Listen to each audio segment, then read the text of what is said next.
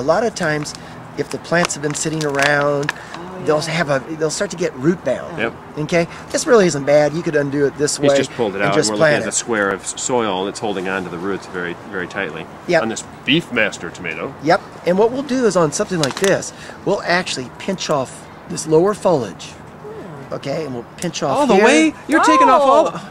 This is just horrible, like isn't a it? Canopy on top. Yep. And then what we'll do is we'll bury it deep to here. Wow. Okay, and we'll pinch out the flowers, so no more flowers. You're talking, and so for listeners sitting at home, looking in their Western gardening book, you're talking like 8 inches, 9 inches buried into the soil. Of course, not a problem. Because when you bury it now this deep, it will put out all brand new roots. You've pinched out the flowers, and this plant will just explode. But you know, tomatoes are one of the few plants you ever do.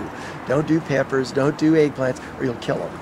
Okay, good to know. Well, why do you pinch the flowers off? Because we don't want them to start producing right now. Okay. You know, John, you know, he wants to have them a little bit later. Yeah. Oh, so you're changing the mode of the plant. You're saying don't make tomatoes now, make roots now. What we want to do is healthy roots, healthy plant first, then blossoms, and then fruit.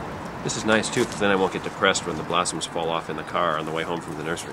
You're That's doing right. it a favor. Yes, yes, and we'll pinch them. That's so good. All right, well, let's look at those cases. Okay. And see, what's great about these guys is you can extend them to. It's a little easier to do this on the ground where you have on concrete, John. It doesn't really work that well. But So where do you plant here? them? Do you plant the plants on the outside and train them up? Yeah, what I'll do is at my house, and I plant them really close. So I've got 3 on each side. And then last year, I decided I was going to outsmart myself, and I put one in the middle. Problem is, how do you pick the fruit? I know, I was going to ask you that. That was a little difficult towards the end of the season. Frank Burkard Jr., thanks so much for having us at your nursery at the corner of Orange Grove and Lincoln in Pasadena.